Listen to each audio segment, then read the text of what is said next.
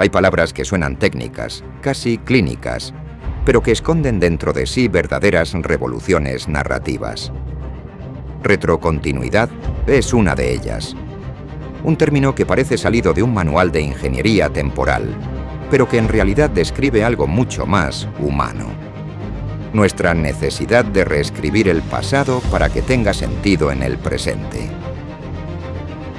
En el mundo del cómic, la retrocontinuidad se ha convertido en algo más que una herramienta narrativa. Es un pacto tácito entre creadores y lectores. Una admisión de que las historias que amamos están vivas y, como todo lo vivo, cambian, mutan, se adaptan. Hoy vamos a explorar ese fenómeno, a entender de dónde viene y a examinar los momentos en que ha transformado para siempre la forma en que se cuentan historias en las viñetas.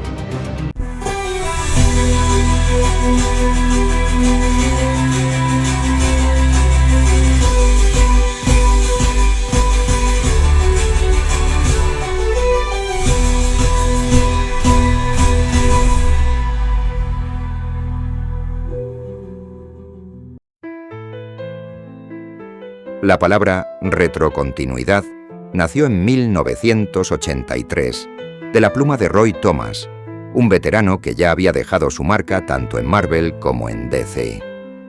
Trabajando en All Star Squadron, Thomas necesitaba un término para describir algo que, paradójicamente, llevaba décadas ocurriendo sin nombre propio: la alteración retroactiva de hechos que todos creíamos establecidos, inamovibles, canónicos. Pero, ¿qué significa realmente alterar algo de forma retroactiva? Imaginemos que leímos una historia hace 10 años. En ella, un personaje tomó una decisión crucial por ciertos motivos. Años después, un nuevo escritor nos dice que no, que en realidad, esa decisión se tomó por razones completamente diferentes. O peor aún, que nunca se tomó. El pasado no ha cambiado en nuestra memoria, pero en el universo de ficción que habitamos como lectores, ese pasado ahora es otro. La retrocontinuidad no es una secuela que continúa donde otra historia terminó. No es un simple error de continuidad. Esos despistes involuntarios que ocurren cuando un dibujante olvida que un personaje perdió un brazo 3 números atrás. Y tampoco es un reinicio total. Esos borrón y cuenta nueva que tanto Marvel como DC han ejecutado con mayor o menor éxito. La retrocontinuidad es más sutil y, por ello, más inquietante. Mantiene la estructura de lo que conocemos, pero cambia los cimientos sobre los que se construyó.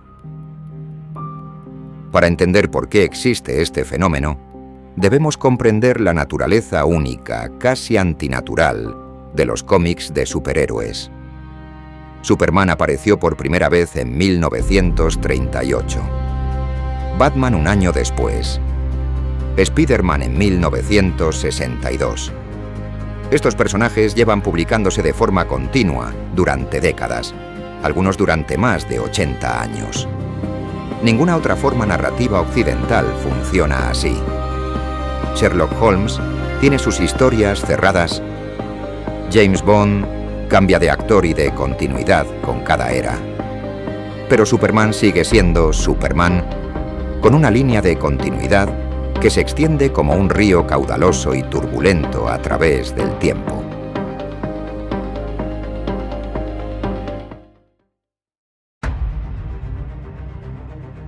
Este modelo crea problemas que ningún otro medio enfrenta con tanta intensidad. Dick Grayson, el primer Robin, debutó en 1940. Si envejeciera en tiempo real, tendría más de 80 años. Pero sigue siendo un hombre joven, vital, activo. ¿Cómo es posible? Porque el tiempo en los cómics no fluye como el nuestro. Y cuando el tiempo no fluye normalmente, la historia misma se vuelve maleable. Los cambios culturales añaden otra capa de complejidad. Historias escritas en los años 40 o 60 contienen elementos que hoy resultan problemáticos, obsoletos o simplemente incomprensibles para nuevas generaciones. La tecnología evoluciona. Las actitudes sociales cambian. Lo que funcionaba narrativamente en la Edad de Plata puede resonar como algo alienígena para lectores contemporáneos. Y luego está el factor humano. Docenas, a veces cientos de escritores y artistas han trabajado con estos mismos personajes a lo largo de las décadas. Cada uno aporta su visión, su voz, su interpretación. Las inconsistencias son inevitables.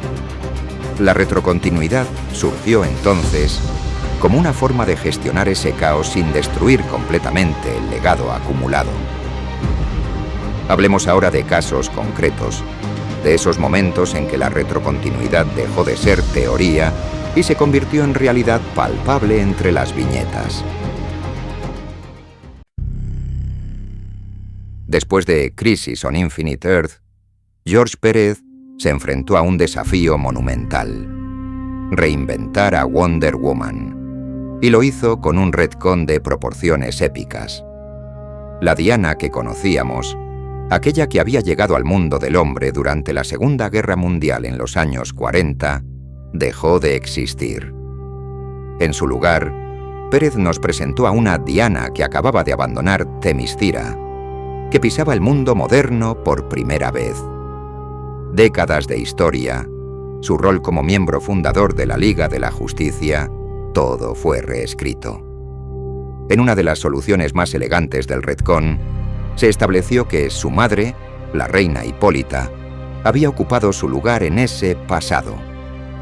Este ejemplo es significativo porque demostró que incluso los pilares fundamentales del universo DC podían ser reformulados sin perder su esencia.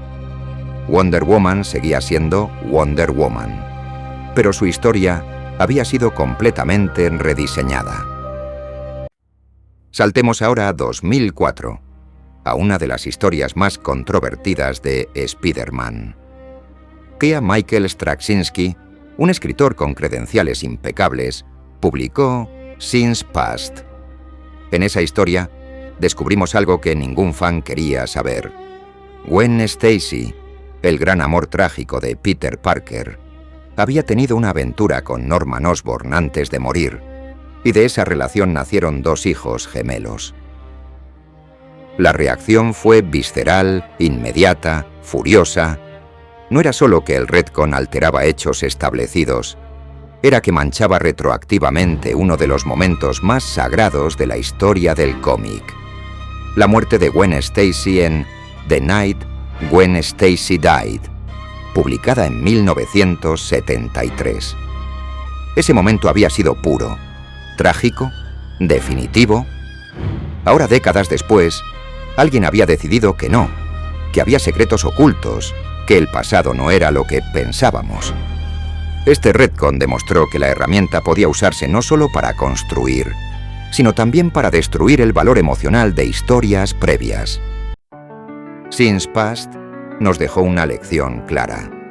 La retrocontinuidad puede ser una herramienta destructiva cuando se usa mal, cuando sirve a agendas editoriales en lugar de a la narrativa, cuando traiciona la esencia de lo que los personajes significaban para nosotros. Pero aquí está la pregunta que debemos hacernos. ¿Son todos los retcons así de nefastos? ¿O existen ejemplos donde reescribir el pasado realmente mejoró las historias? En la segunda parte de este análisis, exploraremos los retcons que funcionaron, los que añadieron profundidad en lugar de destruirla, y entenderemos por qué algunos cambios en la continuidad son necesarios, incluso valiosos. Nos vemos en el próximo episodio de Una historia de viñetas.